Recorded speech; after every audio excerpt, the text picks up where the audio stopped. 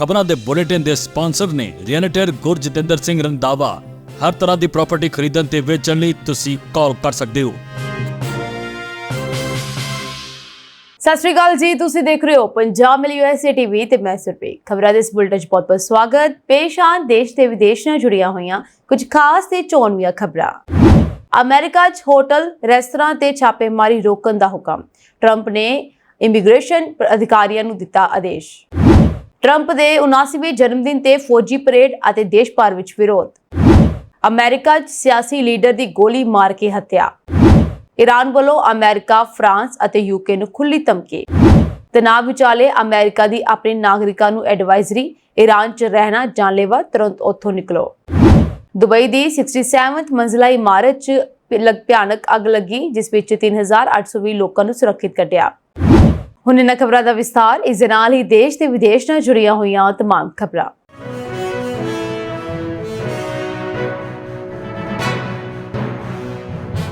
Immigration कानूनां दी सख्ती दे अमल दे खिलाफ America दे Los Angeles विरोध प्रदर्शनां दे दरमियान राष्ट्रपति डोनाल्ड ट्रंप दे प्रशासन ने इमीग्रेशन अधिकारियों नूं खेतीबाड़ी उद्योग, होटलां ते रेस्तरां च छापेमारी अते गिरफ्तारियां नूं रोकण दे हुकम दिते हन। ਇਹ ਹੁਕਮ शनिवार तो लागू हो रहे हैं। न्यूयॉर्क टाइम्स की रिपोर्ट के अनुसार यह कदम इसलिए चुकिया गया क्योंकि वड्डे पैमाने ते निकासी कार्रवाइयां तो खेतीबाड़ी उद्योगां नूं नुकसान हो रहा है। न्यूयॉर्क टाइम्स की एक रिपोर्ट विच दस्सिया गया है कि इमीग्रेशन ते कस्टम इन्फोर्समेंट यानी कि ICE दे सीनियर अधिकारी ने विभाग के खेतरी अधिकारियों नूं ईमेल भेज के यह निर्देश जारी किया सी। दिशा निर्देश कहा गया है कि किसानी, जिस च जल किसानी अते मास पैकिंग प्लांट दियां इकाइयां शामिल हैं, रेस्टोरेंटां अते होटलां ते सारे कामकाजी थावां दी जांच कार्रवाई नूं रोकण।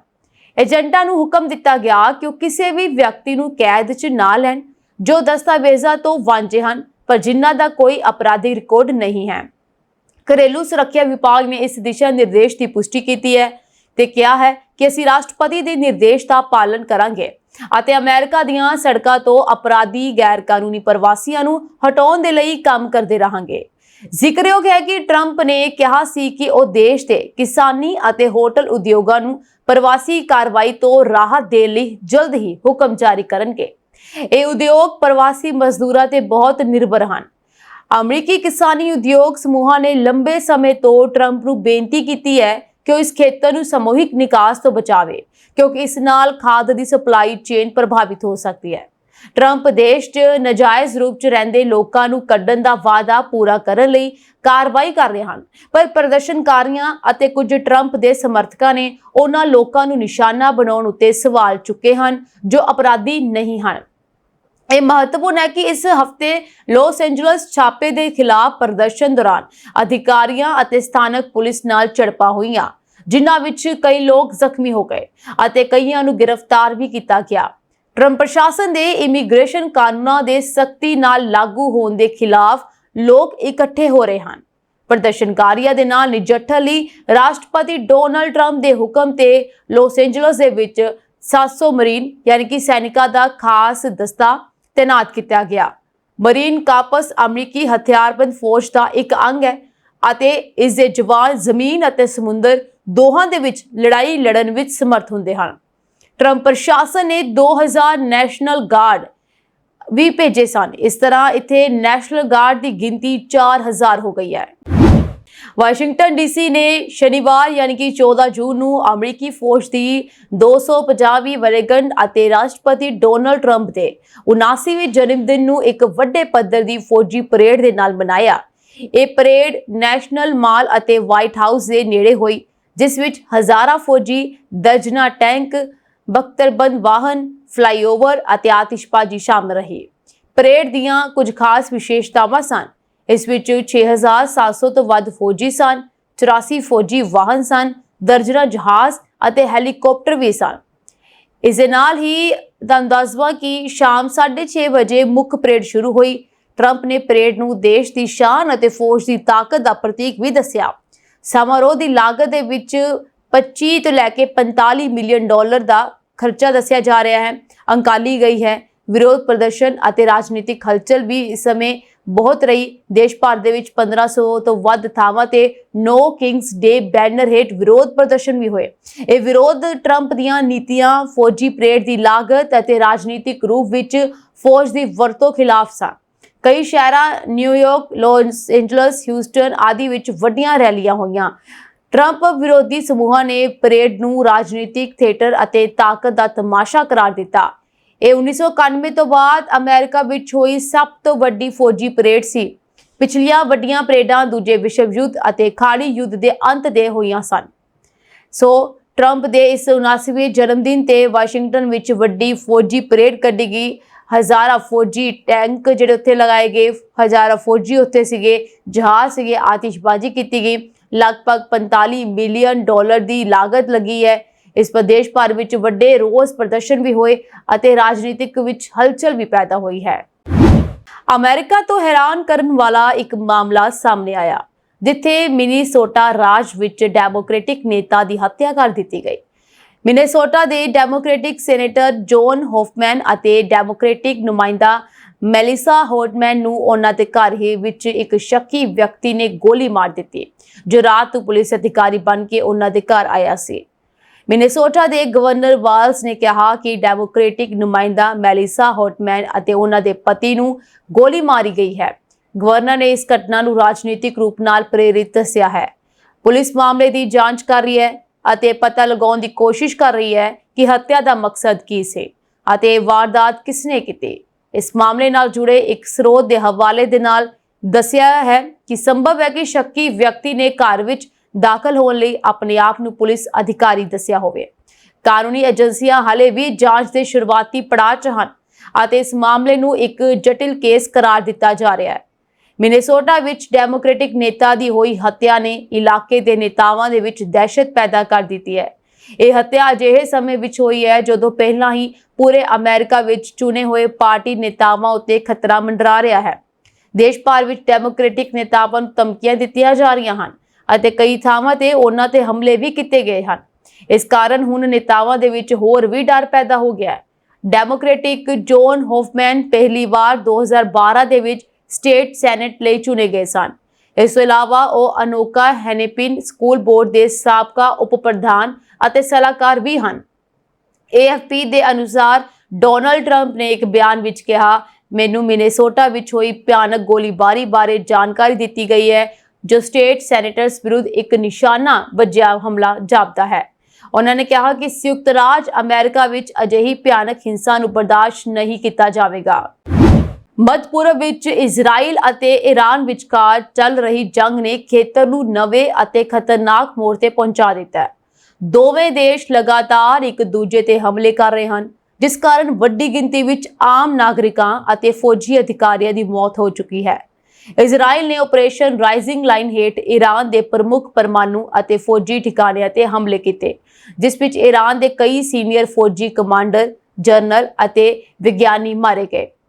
ਇਜ਼ਰਾਈਲ ਨੇ ਦਾਅਵਾ ਕੀਤਾ ਕਿ ਇਹ ਹਮਲੇ ਈਰਾਨ ਦੇ ਪਰਮਾਣੂ ਹਥਿਆਰ ਬਣਾਉਣ ਦੇ ਯਤਨਾਂ ਨੂੰ ਰੋਕਣ ਲਈ ਜ਼ਰੂਰੀ ਸਨ। ਇਨ੍ਹਾਂ ਹਮਲਿਆਂ 'ਚ ਤਕਰੀਬਨ 78 ਲੋਕ ਮਾਰੇ ਗਏ ਅਤੇ 320 ਤੋਂ ਵੱਧ ਜ਼ਖਮੀ ਹੋਏ, ਜਿਨ੍ਹਾਂ ਵਿੱਚ ਵੱਡੀ ਗਿਣਤੀ ਆਮ ਨਾਗਰਿਕਾਂ ਦੀ ਵੀ ਸੀ। ਇਸ ਦੇ ਜਵਾਬ ਦੇ ਵਿੱਚ ਈਰਾਨ ਨੇ ਇਜ਼ਰਾਈਲ ਦੇ ਉੱਤੇ ਡਰੋਨ ਅਤੇ ਬੈਲਿਸਟਿਕ ਮਿਜ਼ਾਈਲ ਹਮਲੇ ਕੀਤੇ, ਜਿਸ ਵਿੱਚ ਯਰੂਸ਼ਲਮ ਅਤੇ ਤੇਲ ਅਬੀਬ ਵਿੱਚ ਧਮਾਕਿਆਂ ਦੀਆਂ ਖਬਰਾਂ ਆਈਆਂ। ਇਨ੍ਹਾਂ ਹਮਲਿਆਂ ਵਿੱਚ ਇਜ਼ਰਾਈਲ ਵਿੱਚ ਘੱਟੋ-ਘੱਟ 3 ਲੋਕ ਮਾਰੇ ਗਏ ਅਤੇ 76 ਤੋਂ ਵੱਧ ਜ਼ਖਮੀ ਹੋਏ। ਇਸ ਦੇ ਨਾਲ ਹੀ ਜੰਗ ਦੇ ਵੱਧਦੇ ਪੱਧਰ ਦੇ ਵਿਚਕਾਰ ਈਰਾਨ ਨੇ ਅਮਰੀਕਾ, ਫਰਾਂਸ ਅਤੇ ਯੂਨਾਈਟਿਡ ਕਿੰਗਡਮ ਨੂੰ ਖੁੱਲ੍ਹੀ ਧਮਕੀ ਦਿੱਤੀ ਹੈ ਕਿ ਜੇਕਰ ਉਹ ਇਜ਼ਰਾਈਲ ਦੀ ਸਹਾਇਤਾ ਕਰਦੇ ਹਨ ਜਾਂ ਈਰਾਨੀ ਹਮਲਿਆਂ ਨੂੰ ਰੋਕਣ ਦੀ ਕੋਸ਼ਿਸ਼ ਕਰਦੇ ਹਨ ਤਾਂ ਉਹਨਾਂ ਦੇ ਮੱਧ ਪੂਰਬ ਵਿੱਚ ਸਥਿਤ ਫੌਜੀ ਠਿਕਾਣਿਆਂ ਅਤੇ ਜਹਾਜ਼ਾਂ ਨੂੰ ਨਿਸ਼ਾਨਾ ਬਣਾਇਆ ਜਾਵੇਗਾ। ਇਹ ਚੇਤਾਵਨੀ ਈਰਾਨੀ ਰਾਜ ਮਾਲਕਾਨਾ ਮੀਡੀਆ ਰਾਹੀਂ ਦਿੱਤੀ ਗਈ ਹੈ, ਜਿਸ ਵਿੱਚ ਕਿਹਾ ਗਿਆ ਕਿ ਜਿਹੜਾ ਵੀ ਦੇਸ਼ ਇਜ਼ਰਾਈਲ ਉੱਤੇ ਹੋ ਰਹੇ ਈਰਾਨੀ ਹਮਲਿਆਂ ਨੂੰ ਰੋਕਣ ਵਿੱਚ ਭਾਗ ਲੈਂਦਾ ਹੈ, ਉਸ ਦੇ ਖੇਤਰੀ ਫੌਜੀ ਠਿਕਾਣਿਆਂ ਤੇ ਹਮਲੇ ਕੀਤੇ ਜਾਣਗੇ। ਇਹ ਧਮਕੀ ਉਸ ਸਮੇਂ ਆਈ ਹੈ ਜਦੋਂ ਇਜ਼ਰਾਈਲ ਨੇ ਈਰਾਨ ਦੇ ਪਰਮਾਣੂ ਢਾਂਚੇ ਉੱਤੇ ਵੱਡੇ ਹਮਲੇ ਕੀਤੇ, ਜਿਸ ਵਿੱਚ ਈਰਾਨ ਦੇ ਆਰਮੀ ਚੀਫ ਮੁਹੰਮਦ ਬਾਗੇਰੀ, ਇਸ ਤੋਂ ਇਲਾਵਾ ਗਾਰਡਸ ਦੇ ਕਮਾਂਡਰ ਹੁਸੈਨ ਸਲਾਮੀ ਅਤੇ ਕਈ ਹੋਰ ਸੀਨੀਅਰ ਅਧਿਕਾਰੀ ਮਾਰੇ ਗਏ। ਇਜ਼ਰਾਈਲ ਨੇ ਦਾਅਵਾ ਕੀਤਾ ਹੈ ਕਿ ਉਹਨਾਂ ਨੇ ਈਰਾਨ ਦੇ ਰੱਖਿਆ ਮੰਤਰਾਲੇ ਦੇ ਹੈੱਡਕੁਆਰਟਰ ਤੇ ਵੀ ਹਮਲਾ ਕੀਤਾ। ਈਰਾਨ ਨੇ ਇਸ ਦਾ ਜਵਾਬ ਇੱਕ ਵੱਡੀ ਮਿਜ਼ਾਈਲ ਅਤੇ ਡਰੋਨ ਬੈਰਾਜ ਨਾਲ ਦਿੱਤਾ, ਜਿਸ ਨਾਲ ਇਜ਼ਰਾਈਲ ਵਿੱਚ ਹਲਚਲ ਮਚ ਗਈ। ਅਮਰੀਕਾ, ਫਰਾਂਸ ਅਤੇ ਯੂਕੇ ਦੀ ਭੂਮਿਕਾ ਵੀ ਇਸ ਵਿੱਚ ਸਾਹਮਣੇ ਆਈ ਹੈ। ਇਸ ਸਾਰੇ ਸੰਘਰਸ਼ ਵਿੱਚ ਅਮਰੀਕਾ, ਫਰਾਂਸ ਅਤੇ ਯੂਕੇ ਨੇ ਇਜ਼ਰਾਈਲ ਦੀ ਸੁਰੱਖਿਆ ਵਿੱਚ ਮਦਦ ਕਰਨ ਦਾ ਇਸ਼ਾਰਾ ਦਿੱਤਾ। ਅਮਰੀਕੀ ਫੌਜੀ ਅਧਿਕਾਰੀਆਂ ਨੇ ਕਿਹਾ ਕਿ ਉਹਨਾਂ ਨੇ ਇਜ਼ਰਾਈਲ ਵੱਲ ਆ ਰਹੀਆਂ ਕਈ ਈਰਾਨੀ ਮਿਜ਼ਾਈਲਾਂ ਅਤੇ ਡਰੋਨਾਂ ਨੂੰ ਰੋਕਣ ਵਿੱਚ ਮਦਦ ਕੀਤੀ ਹੈ। ਫਰਾਂਸ ਦੇ ਰਾਸ਼ਟਰਪਤੀ ਨੇ ਵੀ ਇਜ਼ਰਾਈਲ ਦੀ ਸੁਰੱਖਿਆ ਲਈ ਖੜੇ ਹੋਣ ਦੀ ਗੱਲ ਕੀਤੀ ਹੈ। ਹਾਲਾਤ ਬਹੁਤ ਗੰਭੀਰ ਹਨ। ਇਸ ਤਾਜ਼ਾ ਵਧੇਰੇ ਟਕਰਾਅ ਕਾਰਨ ਮੱਧ ਪੂਰਬ ਵਿੱਚ ਪੂਰੀ ਜੰਗ ਦੀ ਸੰਭਾਵਨਾ ਹੋਰ ਵੱਧ ਗਈ ਹੈ। ਦੋਵੇਂ ਪਾਸਿਆਂ ਤੋਂ ਹੋ ਰਹੇ ਹਮਲੇ ਅਤੇ ਖੁੱਲੀਆਂ ਧਮਕੀਆਂ ਨਾਲ ਖੇਤਰ ਵਿੱਚ ਤਣਾਅ ਆਪਣੀ ਚਰਮ ਸੀਮਾ ਤੇ ਹੈ। ਈਰਾਨ ਅਤੇ ਇਜ਼ਰਾਈਲ ਵਿਚਕਾਰ ਵਧਦੇ ਤਣਾਅ ਦੇ ਚੱਲਦੇ ਅਮਰੀਕਾ ਨੇ ਆਪਣੇ ਨਾਗਰਿਕਾਂ ਲਈ ਇੱਕ ਵੱਡਾ ਅਲਰਟ ਜਾਰੀ ਕੀਤਾ ਹੈ। ਅਮਰੀਕੀ ਵਿਦੇਸ਼ ਵਿਭਾਗ ਨੇ ਇੱਕ ਬਿਆਨ ਜਾਰੀ ਕਰਕੇ ਇਹ ਕਿਹਾ ਕਿ ਈਰਾਨ ਵਿੱਚ ਮੌਜੂਦ ਸਾਰੇ ਅਮਰੀਕੀ ਨਾਗਰਿਕਾਂ ਨੂੰ ਤੁਰੰਤ ਦੇਸ਼ ਛੱਡ ਦੇਣਾ ਚਾਹੀਦਾ ਹੈ। ਅਮਰੀਕੀ ਵਿਦੇਸ਼ ਵਿਭਾਗ ਨੇ ਕਿਹਾ ਹੈ ਕਿ ਅਮਰੀਕੀ ਨਾਗਰਿਕਾਂ ਨੂੰ ਕਿਸੇ ਵੀ ਹਾਲਤ ਵਿੱਚ ਈਰਾਨ ਦੀ ਯਾਤਰਾ ਨਹੀਂ ਕਰਨੀ ਚਾਹੀਦੀ। ਜੋ ਲੋਕ ਪਹਿਲਾਂ ਹੀ ਉੱਥੇ ਹਨ, ਉਹਨਾਂ ਨੂੰ ਜਲਦੀ ਤੋਂ ਜਲਦੀ ਈਰਾਨ ਛੱਡ ਦੇਣਾ ਚਾਹੀਦਾ ਹੈ। ਜਿਹੜੇ ਨਾਗਰਿਕ ਬਾਹਰ ਨਹੀਂ ਜਾ ਸਕਦੇ, ਉਹਨਾਂ ਨੂੰ ਉੱਥੇ ਸੁਰੱਖਿਅਤ ਜਗ੍ਹਾ ਤੇ ਰਹਿਣਾ ਚਾਹੀਦਾ ਹੈ। ਈਰਾਨ ਦੀ ਸਿਵਲ ਐਵੀਏਸ਼ਨ ਅਥਾਰਟੀ ਨੇ ਸ਼ੁੱਕਰਵਾਰ ਨੂੰ ਅਗਲੇ ਨੋਟਿਸ ਤੱਕ ਦੇਸ਼ ਦੇ ਹਵਾਈ ਖੇਤਰ ਨੂੰ ਬੰਦ ਕਰ ਦਿੱਤਾ ਹੈ। ਇਸ ਦਾ ਮਤਲਬ ਹੈ ਕਿ ਇਸ ਸਮੇਂ ਉੱਥੇ ਉਡਾਨਾਂ ਨਹੀਂ ਉਡਾਨ ਭਰਨਗੀਆਂ।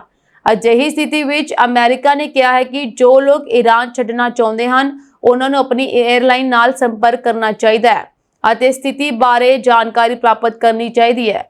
ਉਧਰ ਅਮਰੀਕਾ ਦਾ ਕਹਿਣਾ ਹੈ ਕਿ ਉਸਦਾ ਈਰਾਨ ਦੇ ਨਾਲ ਕੋਈ ਕੂਟਨੀਤਿਕ ਜਾਂ ਕੌਂਸਲਰ ਸੰਬੰਧ ਨਹੀਂ ਹੈ। ਈਰਾਨ ਵਿੱਚ ਅਮਰੀਕੀ ਹਿੱਤਾਂ ਦੀ ਦੇਖਰੇਖ ਸਵਿਟਜ਼ਰਲੈਂਡ ਦਾ ਦੂਤਘਰ ਕਰਦਾ ਹੈ। ਦੁਬਈ ਮੀਡੀਆ ਦਫ਼ਤਰ ਨੇ ਦੱਸਿਆ ਕਿ ਇੱਥੇ ਮਰੀਨਾ ਵਿੱਚ ਇੱਕ 67ਵੀਂ ਮੰਜ਼ਿਲਾ ਇਮਾਰਤ ਵਿੱਚ ਭਿਆਨਕ ਅੱਗ ਲੱਗ ਗਈ। ਸ਼ੁੱਕਰਵਾਰ ਦੇਰ ਰਾਤ ਅੱਗ ਲੱਗਣ ਤੋਂ ਬਾਅਦ ਮਰੀਨਾ ਪਿਨੈਕਲ ਦੇ 764th ਅਪਾਰਟਮੈਂਟ ਦੇ ਸਾਰੇ 3820 ਨਿਵਾਸੀਆਂ ਨੂੰ ਸੁਰੱਖਿਅਤ ਬਾਹਰ ਕੱਢ ਲਿਆ ਗਿਆ। ਖਲੀਜ ਟਾਈਮਜ਼ ਅਖਬਾਰ ਦੀ ਇੱਕ ਰਿਪੋਰਟ ਅਨੁਸਾਰ ਦੁਬਈ ਸਿਵਲ ਡਿਫੈਂਸ ਟੀਮਾਂ ਨੇ 6 ਘੰਟੇ ਦੀ ਅਣਥੱਕ ਮਿਹਨਤ ਕਰਕੇ ਅੱਗ ਬੁਝਾ ਦਿੱਤੀ ਹੈ। DMO यानी कि दुबई मीडिया ऑफिस ने इस बारे किया है कि अधिकारी प्रभावित निवासियों ਲਈ ਆਰਜ਼ੀ ਰਿਹਾਇਸ਼ ਦਾ ਪ੍ਰਬੰਧ ਕਰਨ ਲਈ ਇਮਾਰਤ ਦੇ ਡਿਵੈਲਪਰ ਨਾਲ ਮਿਲ ਕੇ ਕੰਮ ਕਰ ਰਹੇ ਹਨ ਅਤੇ ਉਹਨਾਂ ਦੀ ਸੁਰੱਖਿਆ ਅਤੇ ਤੰਦਰੁਸਤੀ ਨੂੰ ਪਹਿਲੀ ਤਰਜੀਹ ਦਿੱਤੀ ਜਾ ਰਹੀ ਹੈ। DMO ਨੇ ਸ਼ਨੀਵਾਰ ਨੂੰ ਤੜਕੇ 1:44 ਦੇ ਕਰੀਬ X ਤੇ ਇੱਕ ਪੋਸਟ ਵਿੱਚ ਕਿਹਾ, ਵਿਸ਼ੇਸ਼ ਟੀਮਾਂ ਨੇ 67 यानी कि 67 ਮੰਜ਼ਿਲਾ ਇਮਾਰਤ ਨੂੰ ਸਾਰੇ ਨਿਵਾਸੀਆਂ ਨੂੰ ਸਫਲਤਾਪੂਰਵਕ ਬਾਹਰ ਕੱਢ ਲਿਆ। ਪੂਰੇ ਕਾਰਜ ਦੌਰਾਨ ਉਹਨਾਂ ਦੀ ਸਿਹਤ ਅਤੇ ਸੁਰੱਖਿਆ ਨੂੰ ਤਰਜੀਹ ਦਿੱਤੀ ਗਈ। ਅੱਗ ਨੂੰ ਪੂਰੀ ਤਰ੍ਹਾਂ ਕਾਬੂ ਕਰਨ ਦੀਆਂ ਕੋਸ਼ਿਸ਼ਾਂ ਜਾਰੀ ਰਹੀਆਂ। ਇਸ ਤੋਂ ਬਾਅਦ DMO ਨੇ ਤੜਕੇ 2:09 ਤੇ ਕਿਹਾ ਕਿ ਐਂਬੂਲੈਂਸ ਟੀਮਾਂ ਅਤੇ ਮੈਡੀਕਲ ਸਟਾਫ ਸੁਰੱਖਿਅਤ ਢੰਗ ਨਾਲ ਕੱਢੇ ਗਏ ਨਿਵਾਸੀਆਂ ਨੂੰ ਪੂਰੀ ਡਾਕਟਰੀ ਅਤੇ ਮਾਨਸਿਕ ਸਹਾਇਤਾ ਪ੍ਰਦਾਨ ਕਰਨ ਲਈ ਮੌਕੇ ਤੇ ਮੌਜੂਦ ਰਹੇ। DMO ਨੇ ਬਾਅਦ ਵਿੱਚ 2:30 ਵਜੇ ਨੋਟ ਕੀਤਾ ਕਿ ਵਿਸ਼ੇਸ਼ ਇਕਾਈਆਂ ਨੇ ਮਰੀਨਾ ਪਿਨੈਕਲ ਦੇ 764 ਅਪਾਰਟਮੈਂਟ ਤੋਂ ਸਾਰੇ ਹੀ ਨਿਵਾਸੀਆਂ ਨੂੰ ਬਿਨਾਂ ਕਿਸੇ ਸੱਟ ਦੇ ਸੁਰੱਖਿਅਤ ਬਾਹਰ ਕੱਢ ਲਿਆ। ਇਹ ਪਹਿਲੀ ਵਾਰ ਨਹੀਂ ਹੈ ਜਦੋਂ ਮਰੀਨਾ ਪਿਨੈਕਲ, ਜਿਸ ਨੂੰ ਟਾਈਗਰ ਟਾਵਰ ਵੀ ਕਿਹਾ ਜਾਂਦਾ ਹੈ, ਉਸ ਵਿੱਚ ਅੱਗ ਲੱਗੀ ਹੋਵੇ।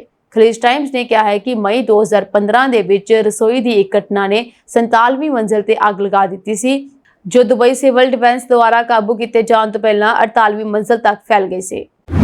ਈਰਾਨ ਦੀਆਂ ਨੀਮ ਸਰਕਾਰੀ ਖਬਰ ਏਜੰਸੀਆਂ ਨੇ ਰਿਪੋਰਟ ਦਿੱਤੀ ਹੈ ਕਿ ਇੱਕ ਇਜ਼ਰਾਈਲੀ ਡਰੋਨ ਨੇ ਈਰਾਨ ਦੇ ਦੱਖਣੀ ਪਾਰਟਸ ਗੈਸ ਖੇਤਰ ਵਿੱਚ ਇੱਕ ਰਿਫਾਈਨਰੀ ਤੇ ਹਮਲਾ ਕੀਤਾ। ਦੂਜੇ ਪਾਸੇ ਦੋਵਾਂ ਮੁਲਕਾਂ ਦੇ ਵਧਦੇ ਤਣਾਅ ਦੇ ਫੈਲਦੇ ਟਕਰਾਅ ਦੌਰਾਨ ਰੂਸੀ ਰਾਸ਼ਟਰਪਤੀ ਵਲਾਦੀਮੀਰ ਪੁਤਿਨ ਅਤੇ ਅਮਰੀਕੀ ਸਦਰ ਡੋਨਾਲਡ ਟਰੰਪ ਨੇ ਸ਼ਨੀਵਾਰ ਨੂੰ ਇੱਕ ਨਵੀਂ ਟੈਲੀਫੋਨ ਕਾਲ ਵਿੱਚ ਈਰਾਨ ਅਤੇ ਇਜ਼ਰਾਈਲ ਵਿਚਕਾਰ ਦੁਸ਼ਮਣੀ ਤੇ ਚਰਚਾ ਕੀਤੀ।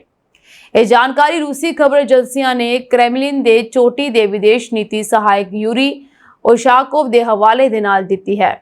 ਏਜੰਸੀਆਂ ਨੇ ਓਸ਼ਾਕੋਵ ਦੇ ਹਵਾਲੇ ਦੇ ਨਾਲ ਕਿਹਾ ਹੈ ਕਿ ਪੁਤਿਨ ਨੇ ਈਰਾਨ ਤੇ ਇਜ਼ਰਾਈਲ ਹਮਲਿਆਂ ਦੀ ਨਿੰਦਾ ਕੀਤੀ ਹੈ ਅਤੇ ਦੋਵਾਂ ਨੇਤਾਵਾਂ ਨੇ ਪੁਤਿਨ ਤੇ ਟਰੰਪ ਯਾਨੀ ਕਿ ਦੋਨਾਂ ਨੇ ਈਰਾਨ ਦੇ ਪਰਮਾਣੂ ਪ੍ਰੋਗਰਾਮ ਉੱਤੇ ਚਰਚਾ ਤੇ ਪਰਤਣ ਤੋਂ ਇਨਕਾਰ ਨਹੀਂ ਕੀਤਾ। ਓਸ਼ਾਕੋਵ ਨੇ ਖਬਰ ਏਜੰਸੀਆਂ ਨੂੰ ਇਹ ਵੀ ਕਿਹਾ ਕਿ ਪੁਤਿਨ ਨੇ ਟਰੰਪ ਨੂੰ ਸਾਫ਼ ਕੀਤਾ ਹੈ ਕਿ ਉਹ ਈਰਾਨ ਖਿਲਾਫ ਇਜ਼ਰਾਈਲ ਦੀ ਫੌਜੀ ਕਾਰਵਾਈ ਦੀ ਨਿਖੇਧੀ ਕਰਦੇ ਹਨ। ਓਸ਼ਾਕੋਵ ਦੇ ਹਵਾਲੇ ਦੇ ਨਾਲ ਇਹ ਵੀ ਕਿਹਾ ਗਿਆ ਹੈ ਕਿ ਪੁਤਿਨ ਨੇ ਯੂਕਰੇਨ ਦੇ ਨਾਲ ਗੱਲਬਾਤ ਜਾਰੀ ਰੱਖਣ ਲਈ ਰੂਸ ਦੀ ਤਿਆਰੀ ਦੀ ਪੁਸ਼ਟੀ ਕੀਤੀ ਹੈ। ਇਸ ਤੋਂ ਇਲਾਵਾ ਦੋਵਾਂ ਰਾਸ਼ਟਰਪਤੀਆਂ ਨੇ ਲਗਭਗ 50 ਮਿੰਟ ਗੱਲਬਾਤ ਕੀਤੀ। ਉਹਨਾਂ ਨੇ ਗੱਲਬਾਤ ਨੂੰ ਸਾਰਥਕ ਅਤੇ ਉਪਯੋਗੀ ਦੱਸਿਆ। ਇਜ਼ਰਾਈਲ ਅਤੇ ਈਰਾਨ ਵਿਚਕਾਰ ਟਕਰਾਅ ਜਲਦ ਖਤਮ ਹੁੰਦਾ ਨਹੀਂ ਦਿਖਾਈ ਦੇ ਰਿਹਾ। ਇਜ਼ਰਾਈਲ ਦੇ ਪ੍ਰਧਾਨ ਮੰਤਰੀ ਬੈਂਜਾਮਿਨ ਨੇਤਨਯਾਹੂ ਨੇ ਧੀਰਜ ਵਰਤਣ ਦੀ ਅੰਤਰਰਾਸ਼ਟਰੀ ਅਪੀਲ ਨੂੰ ਖਾਰਜ ਕਰਦੇ ਹੋਏ ਕਿਹਾ ਕਿ ਆਉਣ ਵਾਲੇ ਦਿਨਾਂ ਵਿੱਚ ਈਰਾਨ ਤੇ ਹਮਲੇ ਵਧਣਗੇ। ਨੇਤਨਯਾਹੂ ਨੇ ਚੁਣੌਤੀ ਭਰੇ ਅੰਦਾਜ਼ ਵਿੱਚ ਕਿਹਾ, ਅਸੀਂ ਅਯਾਤੁੱਲਾ ਸ਼ਾਸਨ ਦੀ ਹਰ ਨਿਸ਼ਾਨੀ ਤੇ ਹਮਲਾ ਕਰਕੇ ਉਸ ਨੂੰ ਖਤਮ ਕਰ ਦੇਵਾਂਗੇ। ਇਜ਼ਰਾਈਲ ਦੇ ਪ੍ਰਧਾਨ ਮੰਤਰੀ ਨੇ ਇਹ ਗੱਲਾਂ ਰਾਸ਼ਟਰ ਦੇ ਨਾਮ ਵੀਡੀਓ ਸੰਦੇਸ਼ ਵਿੱਚ ਕਹੀਆਂ ਹਨ। ਇਸ ਦੇ ਨਾਲ ਹੀ ਇਜ਼ਰਾਈਲ ਨੇ ਸ਼ਨੀਵਾਰ ਨੂੰ ਦੁਨੀਆ ਦੇ ਸਭ ਤੋਂ ਵੱਡੇ ਗੈਸ ਫੀਲਡ ਸਾਊਥ ਪਾਰਸ ਵਿੱਚ ਸਥਿਤ ਤੇਲ ਸ਼ੋਧਕ ਕਾਰਖਾਨੇ ਤੇ ਡਰੋਨ ਨਾਲ ਹਮਲਾ ਕਰਕੇ ਭਾਰੀ ਨੁਕਸਾਨ ਪਹੁੰਚਾਇਆ। ਇਹ ਈਰਾਨ ਦੇ ਪਰਮਾਣੂ ਸਥਾਨਾਂ ਅਤੇ ਫੌਜੀ ਟਿਕਾਣਿਆਂ ਤੇ ਇਜ਼ਰਾਈਲ ਦਾ ਪਹਿਲਾ ਹਮਲਾ ਹੈ। ਇਸ ਨਾਲ ਅੰਤਰਰਾਸ਼ਟਰੀ ਤੇਲ ਦੀ ਕੀਮਤ ਵਧਣ ਦਾ ਖਤਰਾ ਵੱਧ ਗਿਆ ਹੈ। ਇਜ਼ਰਾਈਲ ਅਤੇ ਈਰਾਨ ਵਿਚਕਾਰ ਸ਼ਨੀਵਾਰ ਨੂੰ ਵੀ ਹਵਾਈ ਹਮਲਿਆਂ ਦਾ ਸਿਲਸਿਲਾ ਜਾਰੀ ਰਿਹਾ। ਇਜ਼ਰਾਈਲ ਦੇ ਸ਼ੁੱਕਰਵਾਰ ਦੇ ਹਮਲਿਆਂ ਦੇ ਜਵਾਬ ਵਿੱਚ ਈਰਾਨ ਨੇ ਸ਼ੁੱਕਰਵਾਰ ਸ਼ਨੀਵਾਰ ਦੀ ਰਾਤ ਇਜ਼ਰਾਈਲੀ ਸ਼ਹਿਰਾਂ ਤੇ 300 ਤੋਂ ਵੱਧ ਬੈਲਿਸਟਿਕ ਮਿਜ਼ਾਈਲਾਂ ਅਤੇ ਡਰੋਨ ਹਮਲੇ ਕੀਤੇ। ਈਰਾਨੀ ਮਿਜ਼ਾਈਲਾਂ ਅਤੇ ਡਰੋਨ ਨੂੰ ਕਈ ਪੱਧਰਾਂ ਤੇ ਰੋਕਣ ਦੇ ਬਾਵਜੂਦ ਤਲ ਅਵੀਵ, ਯਰੂਸ਼ਲਮ ਅਤੇ ਕਈ ਹੋਰ ਸ਼ਹਿਰਾਂ ਤੱਕ ਮਿਜ਼ਾਈਲਾਂ ਅਤੇ ਡਰੋਨ ਪਹੁੰਚਣ ਦੀ ਜਾਣਕਾਰੀ ਹੈ। ਈਰਾਨੀ ਹਮਲਿਆਂ ਵਿੱਚ 3 ਲੋਕ ਮਾਰੇ ਗਏ ਹਨ ਅਤੇ 60 ਤੋਂ ਵੱਧ ਜ਼ਖਮੀ ਹੋਏ ਹਨ। ਈਰਾਨ ਨੇ ਇਜ਼ਰਾਈਲ ਨੂੰ ਭਾਰੀ ਨੁਕਸਾਨ ਪਹੁੰਚਾਉਣ ਦਾ ਦਾਅਵਾ ਕੀਤਾ ਹੈ, ਜਦਕਿ ਇਜ਼ਰਾਈਲੀ ਹਮਲਿਆਂ ਵਿੱਚ ਈਰਾਨ ਵਿੱਚ 2 ਦਿਨਾਂ ਵਿੱਚ ਕੁੱਲ 138 ਲੋਕਾਂ ਦੇ ਮਾਰੇ ਜਾਣ ਦੀ ਜਾਣਕਾਰੀ ਹੈ। 400 ਤੋਂ ਵੱਧ ਜ਼ਖਮੀ ਹੋਏ ਹਨ। ਇਜ਼ਰਾਈਲ ਦੇ ਵਿਦੇਸ਼ ਮੰਤਰੀ ਇਜ਼ਰਾਈਲ ਕਾਟਜ਼ ਨੇ ਕਿਹਾ ਹੈ ਕਿ ਜੇ ਈਰਾਨ ਨੇ ਹਮਲੇ ਬੰਦ ਨਹੀਂ ਕੀਤੇ ਤਾਂ ਤਹਿਰਾਨ ਨੂੰ ਜਲਾ ਕੇ ਰਾਖ ਕਰ ਦੇਵਾਂਗੇ। ਇਜ਼ਰਾਈਲ ਨੇ ਇਹ ਵੀ ਕਿਹਾ ਹੈ ਕਿ ਤਾਜ਼ਾ ਹਮਲਿਆਂ ਵਿੱਚ ਉਸਨੇ 150 ਈਰਾਨੀ ਟਿਕਾਣਿਆਂ ਨੂੰ ਨਿਸ਼ਾਨਾ ਬਣਾਇਆ। ਇਹਨਾਂ ਹਮਲਿਆਂ ਵਿੱਚ 20 ਬੱਚਿਆਂ ਸਮੇਤ 60 ਲੋਕਾਂ ਦੇ ਮਾਰੇ ਜਾਣ ਦੀ ਜਾਣਕਾਰੀ ਹੈ, ਜਦਕਿ ਸ਼ੁੱਕਰਵਾਰ ਨੂੰ 78 ਲੋਕ ਮਾਰੇ ਗਏ ਸਨ। ਇਜ਼ਰਾਈਲੀ ਹਮਲਿਆਂ ਵਿੱਚ ਨਾਤਾਂਜ਼ ਅਤੇ ਇਸਫਾਨ ਦੇ ਪਰਮਾਣੂ ਟਿਕਾਣਿਆਂ ਨੂੰ ਭਾਰੀ ਨੁਕਸਾਨ ਪਹੁੰਚਿਆ ਹੈ। ਇਸ ਤੋਂ ਇਲਾਵਾ ਲੋਰਿਸਤਾਨ ਅਤੇ ਕਰਮਾਨਸ਼ਾਹ ਤੇ ਵੀ ਤਾਜ਼ਾ ਹਮਲੇ ਹੋਏ ਹਨ, ਪਰ ਕਿਸੇ ਵੀ ਥਾਂ ਤੇ ਵਿਕਰਨ ਫੈਲਣ ਦੀ ਜਾਣਕਾਰੀ ਨਹੀਂ ਹੈ। ਅਮਰੀਕੀ ਰਾਸ਼ਟਰਪਤੀ ਡੋਨਾਲਡ ਟਰੰਪ ਦਾ ਸਿਆਸਤ ਦੇ ਨਾਲ-ਨਾਲ ਕਾਰੋਬਾਰ ਵੀ ਖੂਬ ਵੱਧ ਫੁੱਲ ਰਿਹਾ ਹੈ। ਉਹਨਾਂ ਦੀ ਕਮਾਈ ਹੁਣ ਅਮਰੀਕਾ ਵਿੱਚ ਚਰਚਾ ਦਾ ਵਿਸ਼ਾ ਬਣੀ ਹੋਈ ਹੈ। ਹੁਣੇ ਜਿਹੇ ਜਨਤਕ ਕੀਤੀ ਗਈ ਇਸ ਫਾਈਨੈਂਸ਼ੀਅਲ ਡਿਸਕਲੋਜ਼ਰ ਰਿਪੋਰਟ ਅਨੁਸਾਰ ਟਰੰਪ ਨੇ ਸਾਲ 2024 ਦੌਰਾਨ ਕ੍ਰਿਪਟੋਕਰੰਸੀ, ਰੀਅਲ ਏਸਟੇਟ, ਗੋਲਫ ਕਲੱਬਾਂ, ਬ੍ਰਾਂਡਡ ਉਤਪਾਦਾਂ ਅਤੇ ਕੌਮਾਂਤਰੀ ਸੌਦਿਆਂ ਰਾਹੀਂ $600 ਮਿਲੀਅਨ ਯਾਨੀ ਕਿ ਲਗਭਗ 5000 ਕਰੋੜ ਰੁਪਏ ਤੋਂ ਜ਼ਿਆਦਾ ਦੀ ਕਮਾਈ ਕੀਤੀ ਹੈ। ਰਿਪੋਰਟ ਵਿੱਚ ਉਹਨਾਂ ਕੋਲ ਘੱਟੋ-ਘੱਟ $1.6 ਅਰਬ ਦੀ ਜਾਇਦਾਦ ਹੋਣ ਦੀ ਗੱਲ ਵੀ ਕਹੀ ਗਈ ਹੈ। ਹਾਲਾਂਕਿ ਇਹ ਘੱਟੋ-ਘੱਟ ਅਨੁਮਾਨ ਹੈ, ਕਿਉਂਕਿ ਜ਼ਿਆਦਾਤਰ ਆંકੜਿਆਂ ਲਈ ਘੱਟੋ-ਘੱਟ ਗਿਣਤੀ ਨੂੰ ਹੀ ਅਨੁਮਾਨ ਵਿੱਚ ਸ਼ਾਮਲ ਕੀਤਾ ਗਿਆ ਹੈ। DW ਪੋਰਟਲ ਨੇ ਰਿਪੋਰਟ ਦਾ ਹਵਾਲਾ ਦਿੰਦੇ ਹੋਏ ਕਿਹਾ ਹੈ ਕਿ ਰਾਸ਼ਟਰਪਤੀ ਟਰੰਪ ਦੀ ਕਾਰੋਬਾਰੀ ਕਮਾਈ ਵਿੱਚ ਸਭ ਤੋਂ ਨਵਾਂ ਤੇ ਤੇਜ਼ੀ ਨਾਲ ਵਧਦਾ ਹੋਇਆ ਸਰੋਤ ਕ੍ਰਿਪਟੋ ਵਿਖਾਇਆ ਗਿਆ ਹੈ। ਰਿਪੋਰਟ ਵਿੱਚ ਦੱਸਿਆ ਗਿਆ ਹੈ ਕਿ ਵਰਲਡ ਲਿਬਰਟੀ ਫਾਈਨੈਂਸ਼ੀਅਲ ਨਾਂ ਦੀ ਇੱਕ ਡੀਸੈਂਟਰਲਾਈਜ਼ਡ ਫਾਈਨੈਂਸ ਕੰਪਨੀ ਤੋਂ ਉਹਨਾਂ ਨੂੰ $57.35 ਮਿਲੀਅਨ ਦੀ ਆਮਦਨ ਟੋਕਨ ਵਿਕਰੀ ਰਾਹੀਂ ਹੋਈ ਹੈ। ਇਸ ਦੇ ਨਾਲ ਹੀ ਉਹਨਾਂ ਦੀ ਕੋਲ ਕੰਪਨੀ ਵਿੱਚ 15.75 ਅਰਬ ਗਵਰਨੈਂਸ ਟੋਕਨ ਵੀ ਹਨ। ਇਸ ਤੋਂ ਇਲਾਵਾ ਇਸ ਸਾਲ ਦੇ ਸ਼ੁਰੂ ਵਿੱਚ ਟਰੰਪ ਵੱਲੋਂ ਲਾਂਚ ਕੀਤਾ ਗਿਆ ਇੱਕ ਮੀਮ ਕੋਇਨ ਟਰੰਪ ਡਾਲਰ ਇਕੱਲਾ ਹੀ $320 ਮਿਲੀਅਨ ਦੀ ਕਮਾਈ ਕਰ ਚੁੱਕਿਆ ਹੈ। ਹਾਲਾਂਕਿ ਇਹ ਸਪਸ਼ਟ ਨਹੀਂ ਕੀਤਾ ਗਿਆ ਹੈ ਕਿ ਉਸ ਵਿੱਚ ਟਰੰਪ ਦੀ ਹਿੱਸੇਦਾਰੀ ਕਿੰਨੀ ਹੈ ਜਾਂ ਇਹ ਮਾਲੀਆ ਟਰੰਪ ਦੇ ਕੰਟਰੋਲ ਵਾਲੀਆਂ ਸੰਸਥਾਵਾਂ ਤੇ ਭਾਈਵਾਲਾਂ ਵਿਚਾਲੇ ਕਿਵੇਂ ਵੰਡਿਆ ਗਿਆ ਹੈ।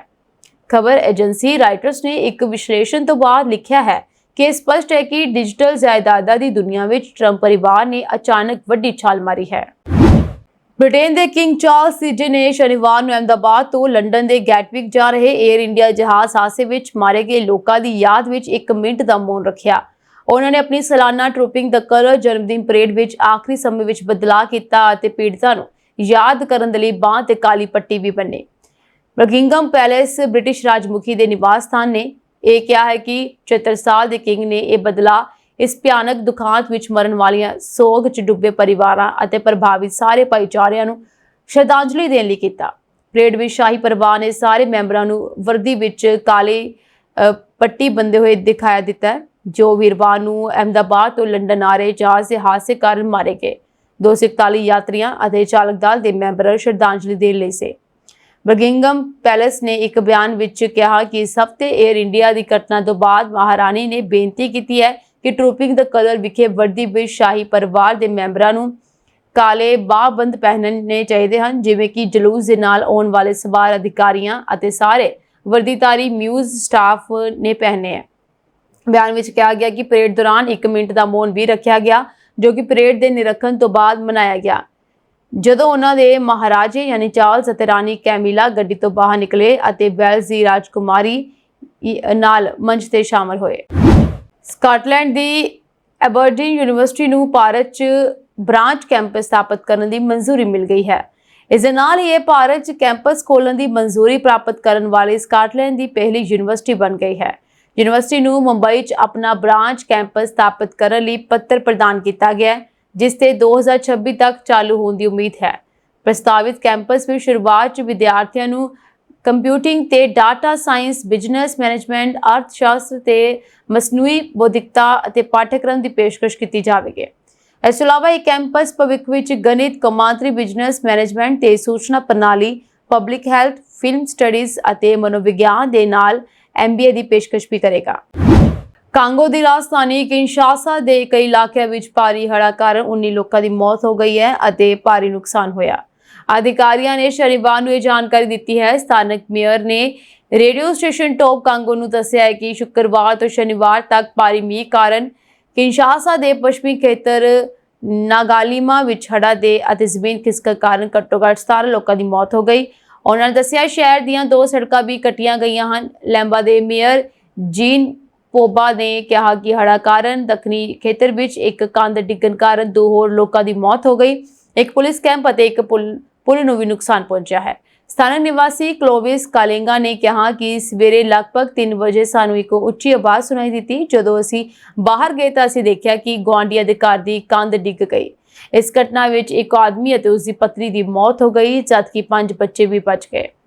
ਅਪ੍ਰੈਲ ਵਿੱਚ ਕਿਨਸ਼ਾਸਾ ਵਿੱਚ ਆਏ ਹੜ੍ਹ ਕਾਰਨ ਘੱਟੋ-ਘੱਟ 22 ਲੋਕ ਮਾਰੇ ਗਏ ਸਨ ਅਤੇ ਅੱਧੇ ਤੋਂ ਵੱਧ ਸ਼ਹਿਰ ਅਤੇ ਦੇਸ਼ ਦੇ ਮੁੱਖ ਹਵਾਈ ਅੱਡੇ ਨਾਲ ਸੰਪਰਕ ਟੁੱਟ ਗਿਆ ਸੀ।